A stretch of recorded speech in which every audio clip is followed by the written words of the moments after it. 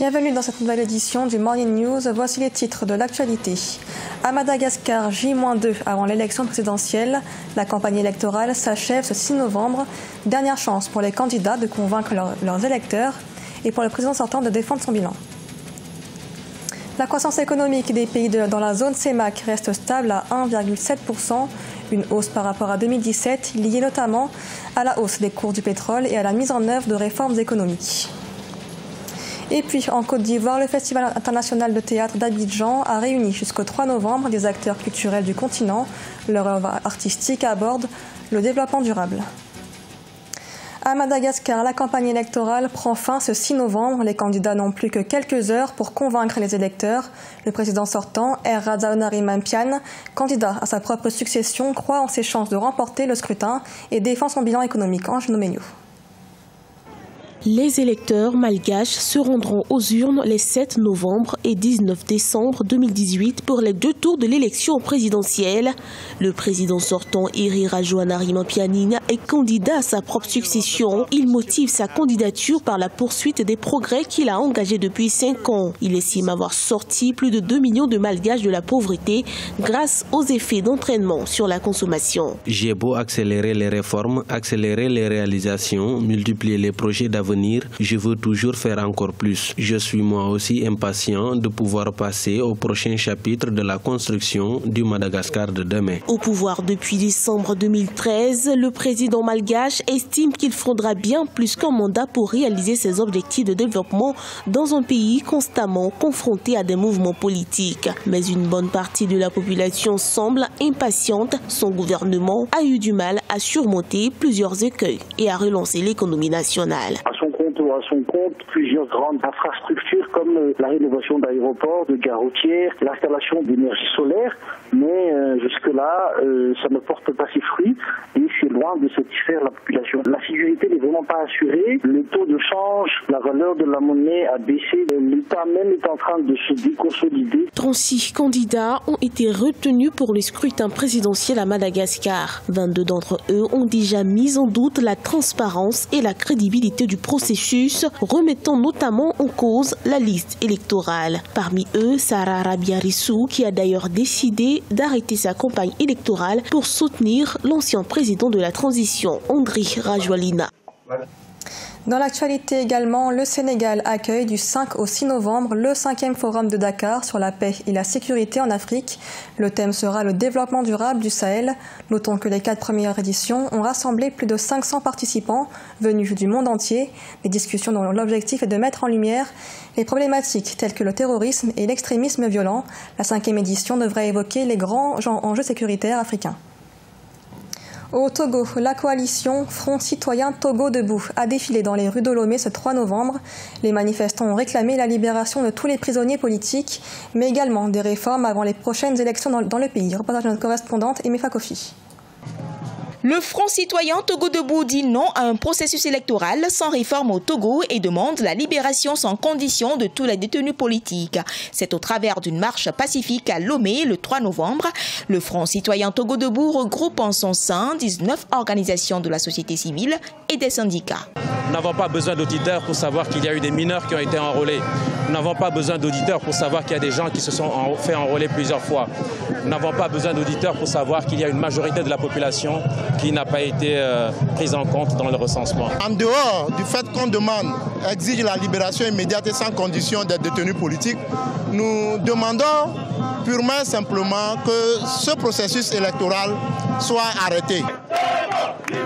Pour la cause, ils étaient nombreux à sortir dans les rues. Des artistes engagés se sont également joints à la manifestation.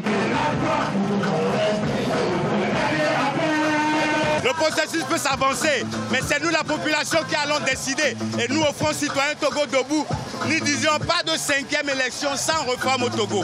Alors que le gouvernement togolais rassure qu'il n'y aura pas d'élection sans réforme, pour cette coalition d'organisations de la société civile, le triptyque transition, réforme, élection est indispensable pour une alternance pacifique au Togo.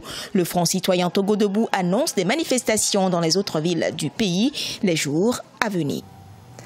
Le taux de croissance réel du PIB dans la zone CEMAC devrait se stabiliser à 1,7% en 2018, un taux en progression par rapport aux 0,2% enregistrés en 2017, une augmentation qui s'explique par la hausse des cours du pétrole brut et la mise en œuvre de réformes économiques. Les précisions de Marcel Fabarmaoun. L'année 2018 aura été une belle période pour les économies de la zone CEMAC, Communauté économique et monétaire de l'Afrique centrale. En effet, les prévisions annoncées par la BEAC, Banque des États de l'Afrique centrale, portent à 1,7% le taux de croissance réel du produit intérieur brut des pays de cette zone, soit 1,5 point de pourcentage de plus comparé à 2017 où il se situait à 0,2%. Cette progression s'explique par la remontée des cours et de la production du pétrole brut, l'accélération de la mise en œuvre des réformes économiques, monétaires et financières prévues dans le plan de réforme et des programmes conclus avec le Fonds monétaire international. En outre, la BEAC annonce plusieurs autres évolutions pour l'exercice 2018. On note ainsi le maintien de l'inflation dont le seuil communautaire a été fixé par le comité de politique monétaire à 1,7% contre 0,9% en 2017. Le déficit budgétaire hors don, quant à lui, devrait être réduit à 0,3% du produit intérieur brut contre 3,8% en 2017. Les efforts ont été faits, mais c'est très tôt pour s'autoproclamer royal. Il y a beaucoup d'autres efforts à faire, beaucoup plus au niveau budgétaire, beaucoup plus au niveau du contrôle de l'inflation. Le taux d'inflation est acceptable, mais il pourrait être mieux. Le taux de croissance n'est pas mal, mais il n'est pas au niveau optimal. Donc il y a encore beaucoup d'efforts à faire. Fin août 2018, la BEAC avait décidé de débloquer une enveloppe de 265 milliards de francs CFA destinée aux banques commerciales de la sous-région afin de permettre à ces institutions de relancer leurs activités financières et répondre par exemple aux sollicitations de leur clientèle. Le Maroc revoit à la hausse son objectif en matière d'énergie renouvelable, un objectif fixé à 52% en 2030 que le roi Mohamed VI estime insuffisant. Pour augmenter la part de renouvelables, des centrales à biomasse devraient être mises en place pour traiter les déchets produits dans les grandes métropoles. Notons que le pays a mis en place le plus grand complexe solaire du monde, Nour Ouarzazate, qui produit 500 MW d'électricité. En Côte d'Ivoire, la 8e édition du Festival international de théâtre d'Abidjan a pris fin ce 3 novembre, occasion pour les acteurs culturels du continent d'aborder le développement durable dans leurs œuvres. Reportage de notre correspondant Olive Adjacotan. Ils étaient plus de 200 festivaliers venus de 9 pays selon les organisateurs à prendre part à l'édition 2018 du Festival international de théâtre d'Abidjan. Ces acteurs culturels à travers le théâtre, le conte et bien d'autres activités ont voulu placer leurs œuvres au cœur du développement durable. Aucun développement durable ne peut se faire sans la culture. Sans la culture. C'est pour ça que nous attirons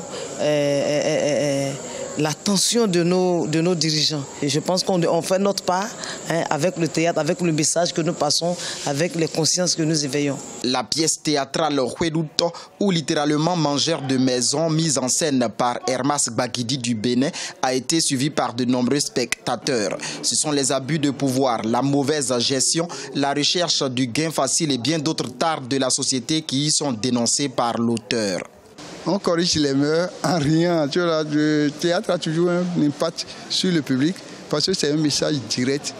C'est une fiction, c'est vrai, mais c'est des réalités que nous transposons sur les scènes et les gens se retrouvent aussi facilement dedans. Et quand tu rencontres des publics impactés d'autorité, de notabilité, à qui tu passes ton message, je pense que c'est quelque chose d'important. Notons que le Sénégal était à l'honneur à cette édition 2018, occasion pour promouvoir davantage les œuvres culturelles du pays de la Teranga. La 9e édition du Festival international de théâtre d'Abidjan se tiendra d'octobre à novembre 2019. Ce journal a été réalisé par l'ensemble de la rédaction. Merci de l'avoir suivi. Dans un instant, retrouvez une nouvelle édition de l'information sur Africa 24.